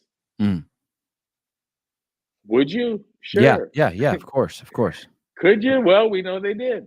I'd fly a balloon over your country too and take pictures. Right. Hang one over the part of your nuclear arsenal that we have the most questions about. And what are they going to do? Shoot it down? What's on it? Nothing. Cameras, sensors. So what? Weather balloon. Shit too complicated to explain to female Times reporters. That's all you have to do. You can get away with anything if it's smarter than the 22-year-old girls at the New York Times. I mean, some of them are 32, but kids. Aging out. Kids that wouldn't have found success probably in any major other than their chosen.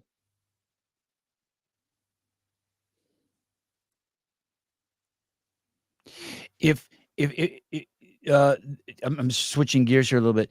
365 million interactions with the public a year. That's what the estimates are that police have with the public.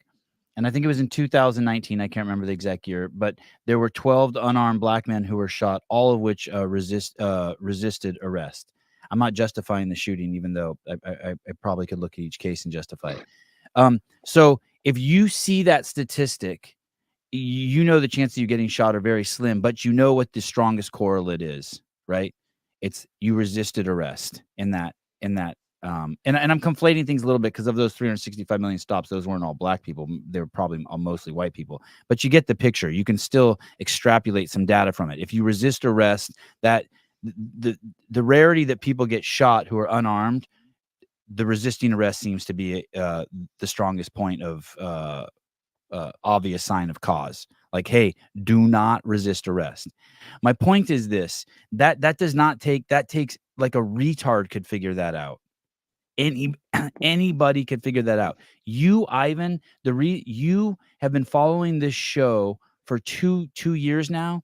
and you only say negative shit. Like, you have a serious mental disorder. You're the guy that hits yourself on the thumb with a hammer and does it repeatedly every single day.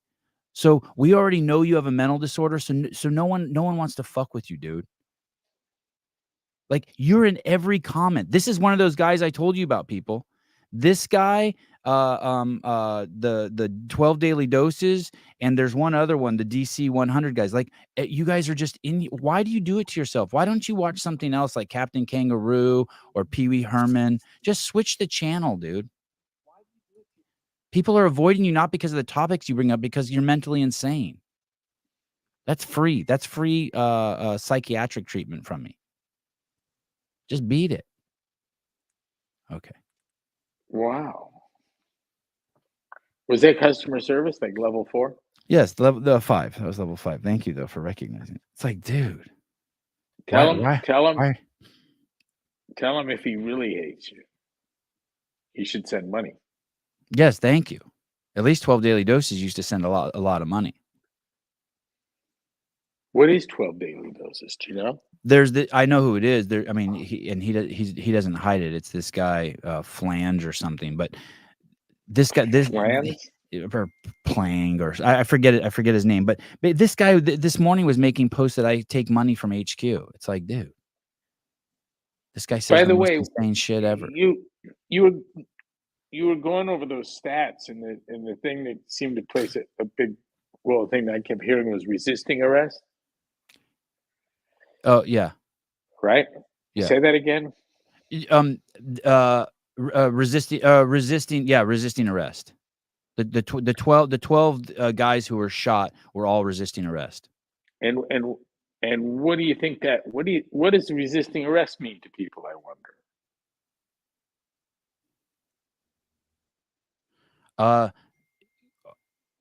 I think they tell you to put your hand, to think it means a wrestling match. There must have been some wrestling. Well, when I tell you to put your hands on the steering wheel 15 times and you're screaming and reaching for the glove box, that's I'll lump that up in the category of resisting arrest. I don't know what technically it is, but what I saw George Floyd doing, that was fucking batshit crazy. I can't imagine a cop telling me to keep my hands on the steering wheel 12 times and not fucking just getting pepper sprayed. Unless you're on fentanyl. Yeah. It was resisting in every sense, but I suspect that the things were shown, the wrestling match deals, are less than typical. There was a lady who is. I imagine myself like this. If I'm making a felony stop, and if there's any discussion at all of this guy just shot this guy or robbed this place, or and if the name's known to me, and this is Joey just got out, did 5 of 15 and shot his girlfriend at Popeyes, and I'm pulling him over 2 miles away from Popeyes.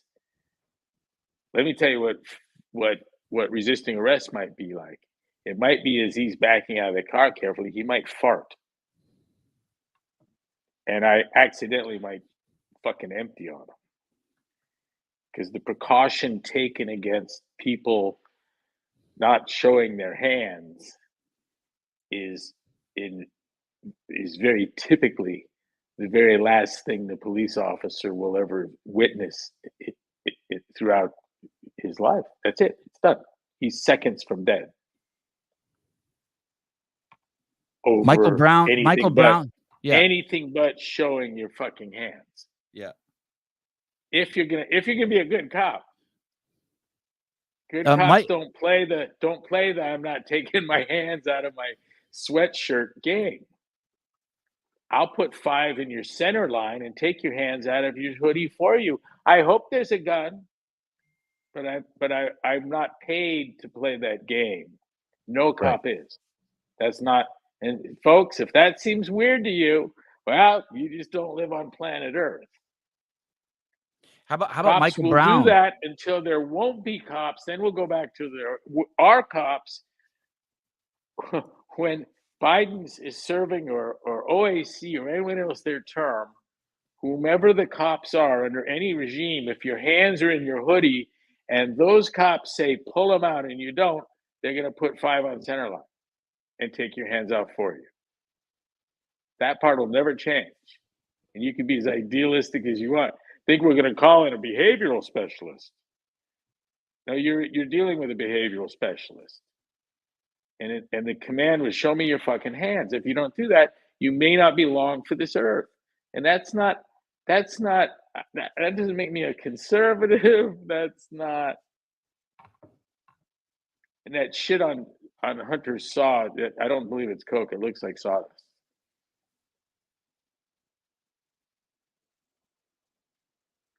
That shit on Hunter's what? I'm looking.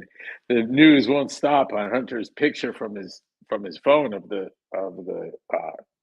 blow drawn out, 3 lines blown out. Oh, But it's on a little table saw with that shit everywhere, and it's clearly someone made 3 lines of sawdust and took a picture of it. Michael Brown was told to freeze and not move, and instead he walked over to the cop car and reached in the cop car and tried to grab the cop's gun through the window, started punching the cop through the window, and then was shot through the door of the car. Then he was told to freeze. That's not true. Yeah, that was the first shot, was through the door of the car. Well, okay, there were shots inside the car, but he wasn't shot. Oh, he didn't get shot. I think the first shot hit him through the door. Nope. But anyway, then he came towards the cop again when the cop got out of the car. It's not a good telling of the story. I apologize. Okay, hold on. I'll let you tell the story in 1 second. Keenan, my bad, Sevi. I made very bad misconception that you were contracted to come back to the games last year. Where the fuck have you guys been?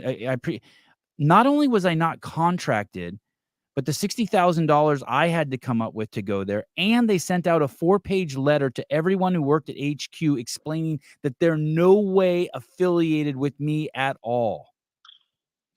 4 pages to every single employee there. Like I was going to come there with a fucking swastika and a fucking KKK mask. And all I did there was glorify the fucking athletes in the event. It would be good for a brand. A swastika and a KKK mask. They're desperately in need of a topic beyond their own collapse. Take my money, payment for saying nice things about Tia, and maybe she'll finally do your show. I'll never let her on the show. How about that? She'd go fuck herself. How's that? I don't fucking want anybody on the show. Please do stop saying that to me too. I don't fucking care. I don't want anyone on the show anymore. I'm not doing any guests. Greg's my last guest. Kicking Caleb off too. Sorry, Caleb. Collateral damage. Okay, Michael Brown, tell me the story. He displayed some behavior that generated a cop car at a convenience store. Diminutive cop came upon the large teenage beast. There was an encounter with the window rolled down, and there was a battle for the gun with some discharge of the weapon, and Michael took off. And the little bitty cop got out of the car, stood in the street, ordered him to stop. Now, the rest of what I know is what I heard directly from an eyewitness that iPhoned it and was talking about the experience to the police and crowd that showed up while Michael was doing the room temperature challenge under the blanket. Okay. And this is what he said happened. From a long ways away, he turned around and looked at the cop. And my sense of it was like it was 100 feet away. And then ran full speed at the cop, who dropped to a knee and fired boom, boom, boom, boom, boom, boom, emptied the gun. And his words were, it was like a monster movie. Like a monster movie. I thought the cop missed. And then he fell. On Brown the was ground, 6'4", 300 pounds, by the way. Michael Brown, 6'4", fell 300 dead pounds. on the ground in front of the kneeling cop. By the way, that's a righteous shooting. We pay people to do exactly that. So he did get paid- shot. He did get shot with the bullet in the car, but it just shot his hand. Okay, my bad. I stand corrected. That's okay. Nah, it's just I think we can split that Well, victory. it doubles The down hand on the shot doesn't cop's count. It doubles down on the cop's obligation to stick with the suspect. Even in hunting, you have to follow. Is that right, Caleb?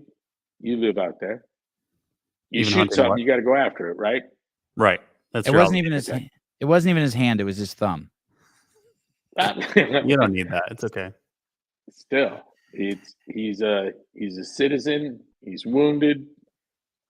Still need to talk to him and get a medical care.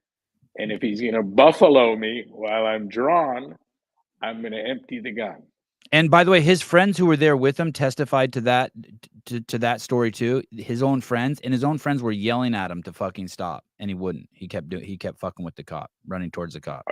All the grand jury witnesses, I believe, were black, and they told the same story. And it's the one I just told. It's the one I heard the guy tell.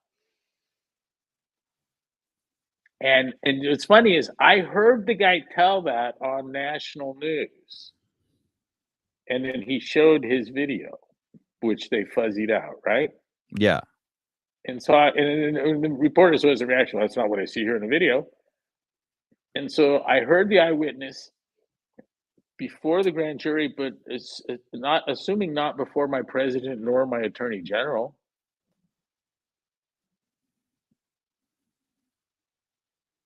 And what they did in Ferguson was like, what would the word be? Suborn? Is that right? Can you use it for that? But my attorney general and my president invited violence in response to what was no less than a righteous shooting. And take the color away, make the poor kid white, and make the cop black. And listen to me, righteous shooting. You don't try and disarm cops. Right. And you don't run after them full speed where they're in a crouch ready position. Both common sense, legally and morally. And he had just robbed a liquor store. I saw that footage too, just moments before. That's why And the cop was looking for him. Strong arm. Yeah. He took a box of Cigarillos. blunt wrappers. Yeah. All right. Yeah. All right. Strong arm. And it was like a 5'2" Middle Eastern guy. He was slapping the guy around, treating him like a little kid. The guy came out from behind the corner. Yep. Had it been armed robbery, my hope would be that the cop emptied his gun on him. I mean, I got a guy suspected armed robber. I initiate some kind of, I don't know, pedestrian stop through a rolled down window, and he approaches the car at high speed. I've been paid by the public to empty my gun. I have a soft spot for little old Middle Eastern men trying to fucking make ends meet, working 80 hours a week, running a liquor store in the hood. I do have a soft spot for them. I do have a bias. Little bitty guy of Armenian descent. Yes. And I'm Armenian. We'll just play the fantasy game here. And the guy in the liquor store is a giant black man. And he's just been robbed at gunpoint. And I see the little Armenian guy, and I'm on his bicycle or walking or whatever. And I got my window down, and he comes at me at high speed, and I'm going to empty the gun on him.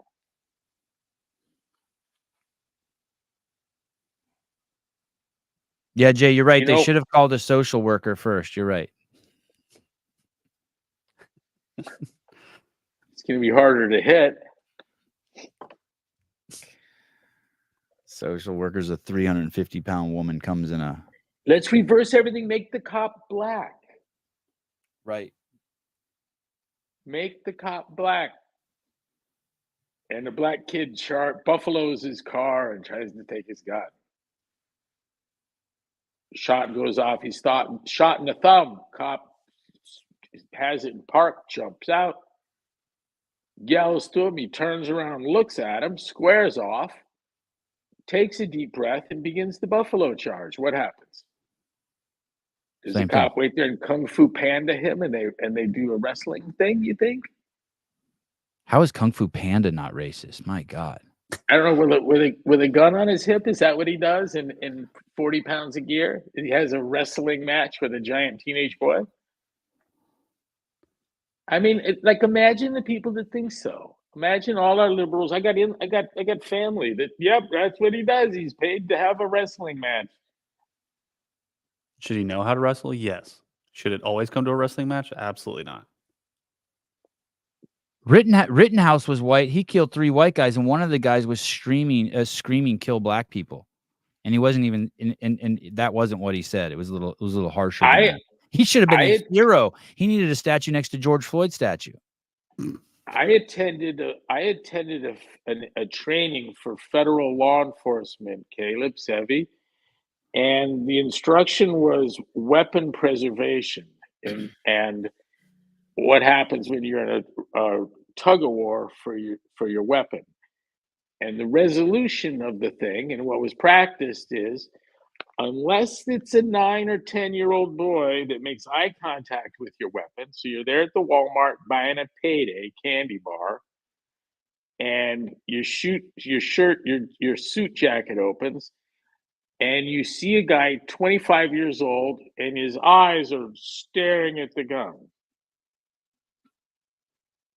Do you know what the official instruction is? What? Draw. And suppose they then step forward suddenly. You know what the instructions are? Shoot. Empty. Yes. Wow. Are they supposed to empty? Is that part of the, if someone's... You shoot until the threat stops. Right. And it often takes your momentum would earn you 3 or 4 that you might not have passed your will to stop. Yeah, right.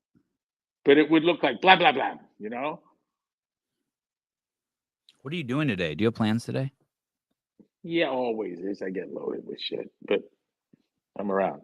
These are the harsh realities of law enforcement, just as the maximum restraint technique that Derek Chauvin applied to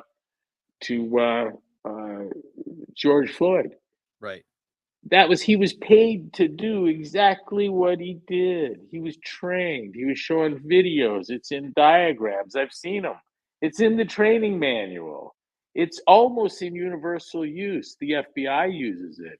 The Department of Justice uses it. If they put you in the backseat of a car and you're banging your head mercilessly on the window, they will drag you out. They used to hog tie you. A lot of jurisdictions imply the maximum restraint technique instead of they make illegally the hog tying, and instead they put a knee on your neck. They call it riding a knee, and it has shown to be less injurious than hog tying. Imagine that. Less injurious than hog tying. In Minneapolis, the hog tie is illegal. The maximum restraint technique was taught. Derek Chauvin applied it. The crazy shit going on in Minneapolis right now is did you see those 2 women? They're white women. They did a home invasion. They killed someone. And I want to say they got out. They broke the glass ceiling. White women doing home invasion. Wow. I have to send you that article. Do they have it just came out vaginas? yesterday. Hey, Do they and have what's great? vaginas? And listen, and so it's a black police officer that's like who's speaking up against it. He's like, "What the fuck is going on? How are we letting people who did home invasions and killed people out?" What? Do these chicks have cocks? No, they were. I mean, I haven't seen it, but they look. I fuckable. haven't They heard look any bad news. Then. I don't know vaginas. anything. They were Just pretty not a good. home invasion. Valid question. They might have penises and did 20 at Corcoran. You know, Susie tells like chicks Sevi. like that. You know those chicks? Yeah. You know Yeah. the chicks with giant hairy balls and big muscles And that get go people in and out of pregnant. the penitentiary and fuck people over? Seen a few of those. Now they're Yeah, on it's girls' one of those basketball chicks. teams, high school basketball teams. Can you and Greg come to CrossFit Avalanche here in Tahoe and celebrate our 15 years of affiliation? Thank you. Love you all. Send me the information. Who owns CrossFit Avalanche again? Is it Travis? I'd love to go up there. Right up there in the Hennessy. Here's how you get me to go. We Donuts and coffee? Maggie swears to me that she'll go, and then I commit, and then she pulls back, and I'm there. Yeah, Susie, send me the information and DM Greg's wife. I mean, what is that? That's a 20-minute flight, bud. Yeah, that's nothing. Or a 2-hour ride in the Hennessy at 120. We got on the freeway the other day, and I was following behind Greg in my 4Runner, and it's an uphill slope to get onto the freeway.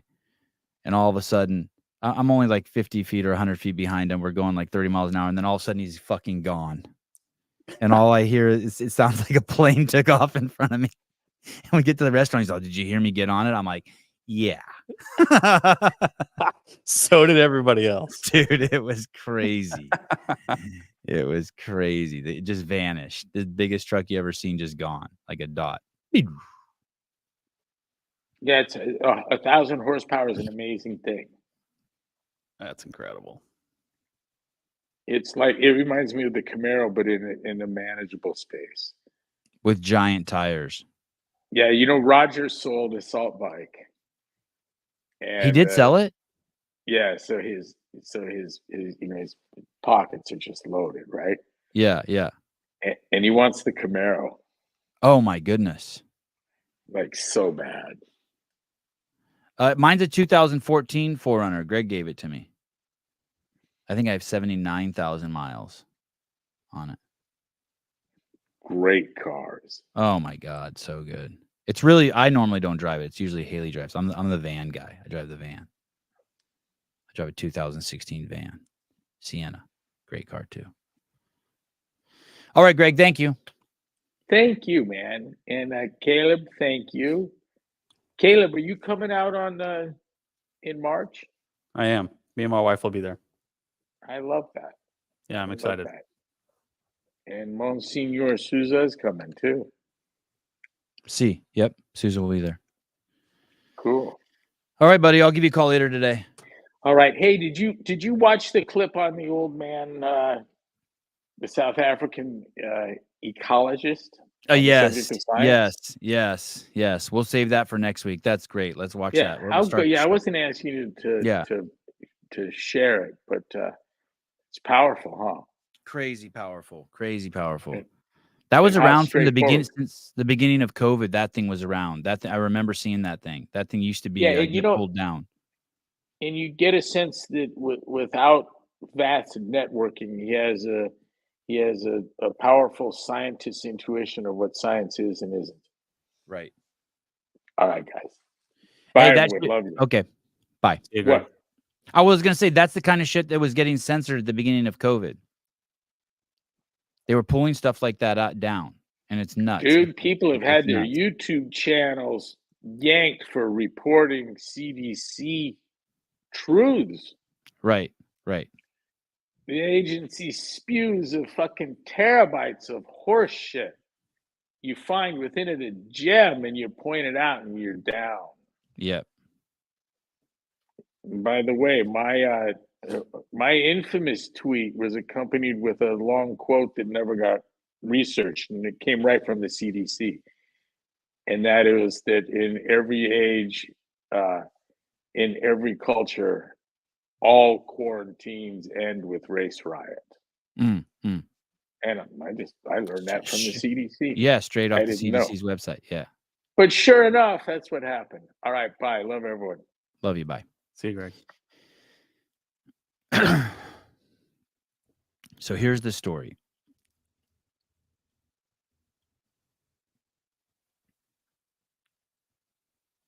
I'm going to try to give you all the details I can. I wanted to do the behind the scenes. I told Dave, hey, I want to do the behind the scenes. He said, okay, but listen, if I get it approved for you, I know you're not going to come because you're not going to want to come to Madison. And then I'm going to tell everyone that I got it approved for you and you didn't come, and to make you look like a pussy. And he was actually right. He was actually right. Like, I was just kind of like putting my big toe in the water. I didn't think like I just wanted to know, you know, like I wasn't trying to be a dick, but I was just like feeling around. I wonder if they would let me do that. So it ends up that, it ends up, there's a funny story in there, but it ends up, he gets it approved. And, so I decide I'm going to go. And at that time, you guys know John Woolley, the Make Was Great Again guy, and the Sporty Beth girl.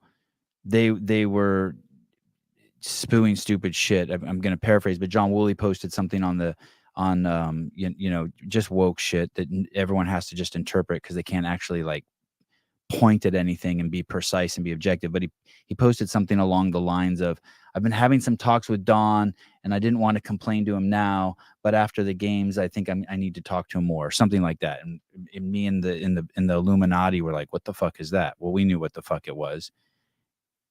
And we just guessed and we were right. He had contacted Don and he had said, hey, letting Sevan come to the games could be like weird and risky. Maybe you'll have protests. Like anyone gives a fuck if I come. I'm paraphrasing. So and then Sporty Beth was telling people that I was calling her fat. And that was a little out of it's true, I did call her fat, but it was out of context. She was saying something that was not true. And I said, hey, Sporty Beth, we at least have to agree on some things in reality. Like, I have a big nose and you are fat. Like, let's agree on some objective realities. And so that, and then Woolley said, well, I wasn't trying to tell him that he shouldn't have you. I was just warning him, if you do come there could be some problems. Well, it's like, that's just horseshit too. If he's that, so now we either know he's stupid, a liar, one of the two. Fine. Either way, I don't care. I'm not even mad at him. So when it comes out that I'm going to do the behind the scenes, as you guys know, some sponsors ponied up a shitload of cash and made it so it was doable. Two Brain Business and CA Peptides. And then with crazy support also from Paper Street Coffee and Swolverine and all those guys. But basically, Two Brains, like, and I asked Chris Cooper, why are you doing this? He's like, because I think media is the most important part to help affiliates. And I go, what do you want from me? He goes, nothing. I'm getting what I want by you making the behind the scenes. Like, do you want me to put your name up? He's like, do whatever you want. So a couple days before I go, someone sends me this email that went out to CrossFit HQ that's fucking 4 pages long, basically like Don's telling every employee there that in no way are they affiliated with me, they don't condone me, that they disown me, that's anything, and I'm just there like any other media. Like he was afraid of some fallout. Like it spooked him that the mentally insane chick and the mentally insane dude had some validity. I don't know how that. I think Don's a smart guy, but how he thought that anything they said had any fucking relevancy. If they're, and they've both been equally haters themselves. Their contribution to the CrossFit space is a fragment of mine. If they vanish, nothing goes away. But if I vanish, a shitload goes away. It's just a fact. It's just the way it is. If I didn't exist, it'd be different. If they go away, it wouldn't be different. I'm not saying it wouldn't have been better if I was there or worse, but if they go, there's nothing. And like the effort and energy I put in, there's like, we're not even in the same fucking world. So, so then I go to the games and I have an amazing time and everyone's so fucking good to me there. Dave, Heather, Don, it's completely professional and I just crush it. Me and the team absolutely crush it. And the team's just all like just voluntary, like getting paid. All the money, we used all the money to pay them, but still not enough what they deserve. and the team just crushed it. So we come back with all this fucking footage. The team's getting paid pennies to edit it together and make it.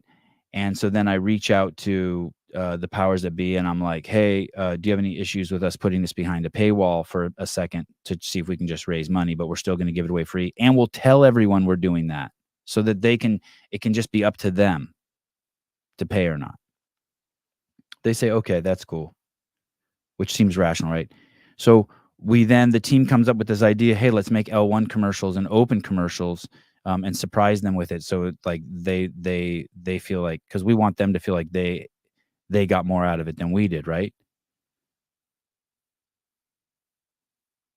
And we released them, and it was a good deal. And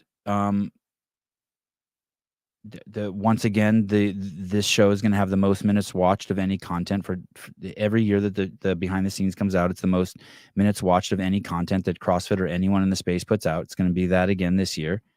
And it's a win for CrossFit. And I'm sure we helped sell some L1s and sell some open. And I think it helped galvanize and bring the community together. There's tons of comments. There hasn't been one negative comment about the behind the scenes. The only negative comments are like, man, Sevan, I hate you, but this is great work. They're all still targeted towards me. And that's it. That's it. But to think that I was somehow contracted by CrossFit, you're a fucking moron, scumbag. And don't get me wrong, I'd love to be. Like, they should pay me $1 million a year. They really should. I'm worth every fucking penny of it. And to think that I want Tia or anybody, like, everyone's welcome on the show. Not everyone is welcome on all the other shows, just so you know. Everyone is welcome on my show.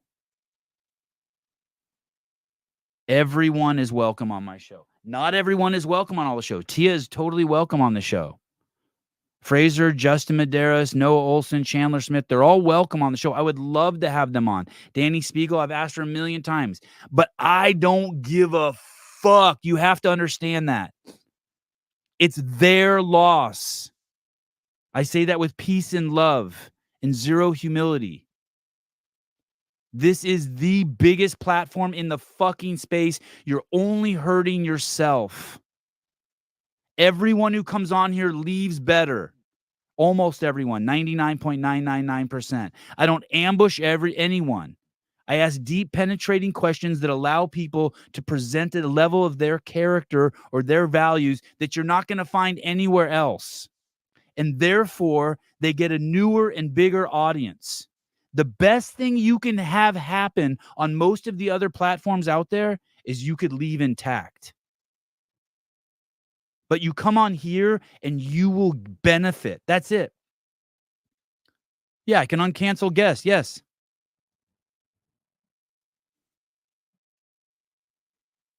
I'm on a whole this group, this group of viewers and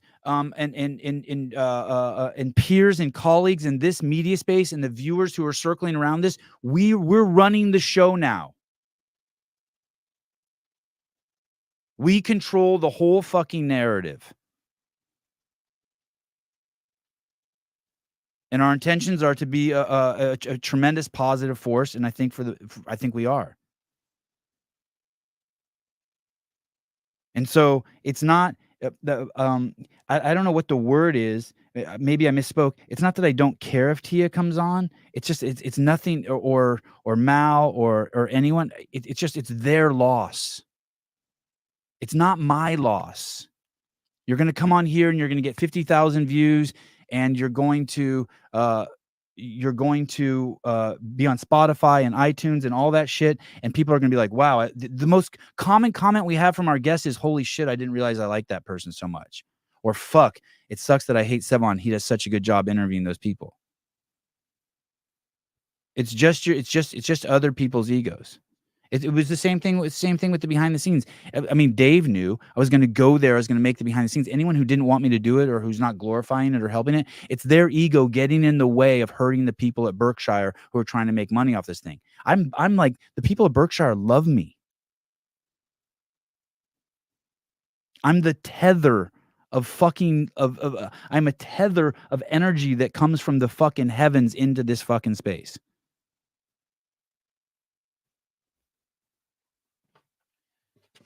The Vindicate dude, Travis made this for me. It's crazy, right? He made it for me like a couple years ago. It's awesome. And then the other day, my kid's like, "Can I ride that?" And I'm like, "Oh fuck! Do you know how many times I've meant to bring this into my office?" I'm like, "No." Hell no. You can't. Yeah, ride. Brooke Entz is still coming on. Brooke Entz is still coming on. There's a classic example. I said something about Brooke and Marsden's relationship like 2 years ago, and Brooke just fucking texts me and goes, "Hey, dipshit," and she's still coming on. Adam Klink, yeah, I would like to have Klink on. He's cool as shit. I've always wanted to have him on.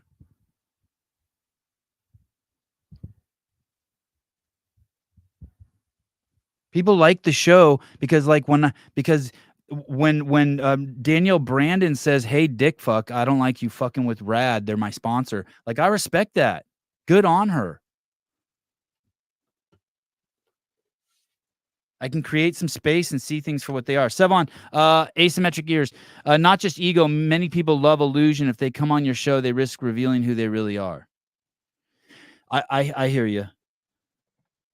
I hear you. Sunny Day Rambler. Don't fuck with the Rads. Don't fuck with the Jesus. Listen. The best CrossFit shoes by far, hands down, are the Savage ones and the Nano 2s. And then the walk-around shoe, the best shoe for the walk-around shoe, if you want a third shoe, is the Victos. And they're all cut with that same toe, big toe box, and that's it. It's just end of story. All the other shoes, like, I was just watching Danielle Brandon's story this morning. Those shoes are hideous. Listen, you're never going to look at the Nanos and be like, "I can't believe I wore those." I promise you, in 10 years, you're going to look at those Rads and be like, "I can't believe I wore those." Like, those are like those pants girls wear that they pull up high. Like, they're only going to be that make your butt look flat. Those are only going to be in fashion for a second. And they're not even comfortable. They're bad for your toes, I bet. I'm just telling you the truth. I'm not even like, go Rad, get your billions. Rad, you should sponsor something of me. Sponsor the show. Look, I told Gabe, I don't drink your shit. I drink Good Dudes. He's like, "I don't care. I like your show." Yeah. And now, you not? now he produces Good Dudes Coffee. So Yeah. How about that? That's a great one. That's a cool full circle moment. I will say, I do like the Rads. I like Rads a lot. Yeah. See, look, Caleb likes Rads. Yeah, I wear them you all the time. I like Rads and Gilruck. If you want Let me see. What are you wearing right now? What are you I'm wearing right now? Nano 2s right now, actually. Yeah, see, motherfucker. He's wearing Nano 2s right now. These are my walk around shoes, and then my Rads are my training shoes, and my Gilrucks are my work shoes and like other training shoes. So Those shoes are the same color of a dog's penis. these, Yeah, the Red Rocket. Yeah. well, maybe a little bit. Yeah, they're pretty close. I just got some Gilruck boots the other day for work. I'm excited about them. I'm deeply appreciative of everyone in the space, the people, the haters, the not haters. I'm thankful for Don and Dave and Danny, and it's all just fun. It's all just fun.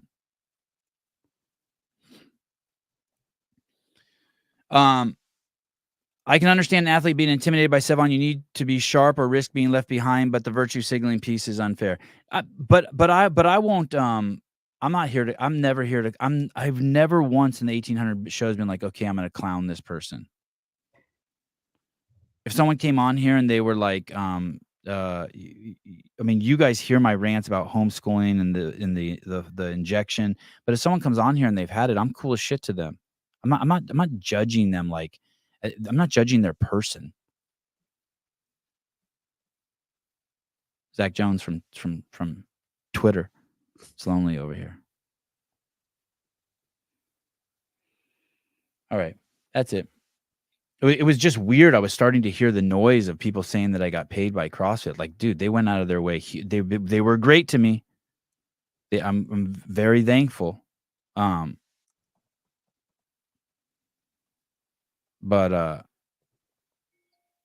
no one's paying me. But they should. If the board had fucking half a brain, they would bring me. I'm an outdoor dog. Do you guys know that? There's indoor dogs and outdoor dogs. Your yard dog? And I'll also tell you this. So I roll with the outdoor dogs mostly. I sometimes talk to the indoor dogs through the window, like Dave. But when I started this a couple of years ago, a lot of the outdoor dogs wanted to be indoor dogs. And guess what? They don't anymore.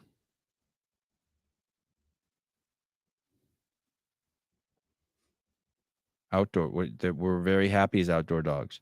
And the ones that wanted to be indoor dogs and couldn't come to terms with being outdoor dogs, they're neither now.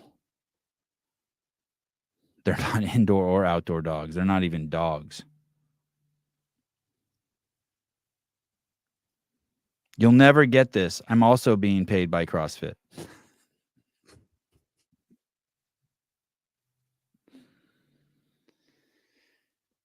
All right. You guys like watching Greg slap me around a little bit? That was gentle. You should have seen when he paid my salary, man. That motherfucker would slap me around good. What is this? People are sending me training think tank videos and Rich Froning videos. Did they release some good shit today? Yeah, I think Training Think Tank used some coffee pods and WOD stuff for their video today. And then Mayhem took some hot takes. So the grand finales today of the coffee wads and pods thing, right? I think so, yeah. That dude did a whole season. How crazy is that? I was trying to think of how he organized that bracket. How do you organize a bracket when you're like have to, I don't know, I'm retarded, but getting 3 people against each other, and then how do you build that up? Oh, move it up. Yeah. I would fuck it up, and like whoever lost would be in the finale or some shit. It's in 2 hours at 12 p.m. How about this dude with the dog out of nowhere? I never even heard of this dude. Oh, Seth, was that Seth Chip Jump? Whatever. Yeah. He just popped on my radar like a month ago.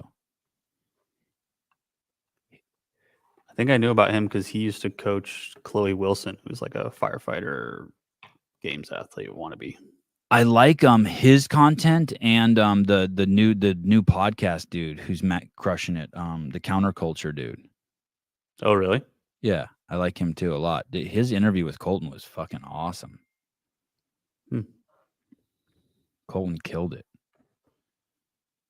What is Rich doing in this picture?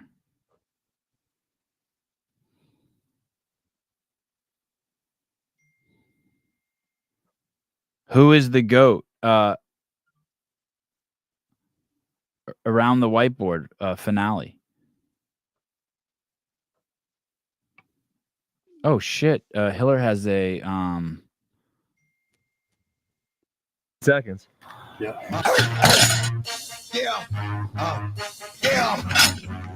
Yeah. One more. Oh, that's fuck. Whoa, That looks good. Wow. I have to watch that. It looks really good. Too much good shit coming out. All right.